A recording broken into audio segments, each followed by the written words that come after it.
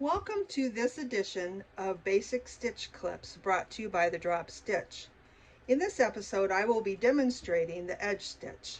The edge stitch is created by knitting across the front and on the back side, knitting the first and the last stitch and then purling all the stitches in between.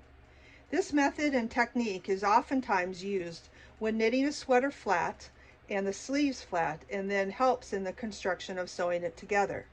By doing that, we create these little nubbies, the purl bumps, along the edge, with keeping the front and the back the nice smooth stockinette finish.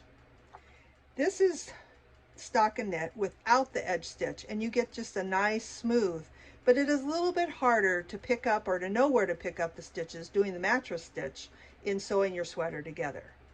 Oftentimes a sweater pattern will include the edge stitch, others don't. Sometimes, and I'm going to say I don't do it all the time, but I'm thankful when I do, I will add 2 extra stitches to whatever the stitch count that the designer has put in for the front or the back or the sleeves.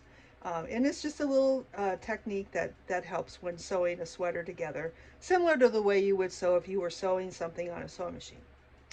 So here again, we knit all the way across the front, and on the back side, I'm going to knit the first stitch, and then I'm going to purl all the way across.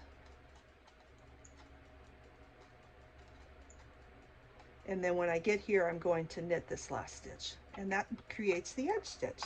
Happy knitting!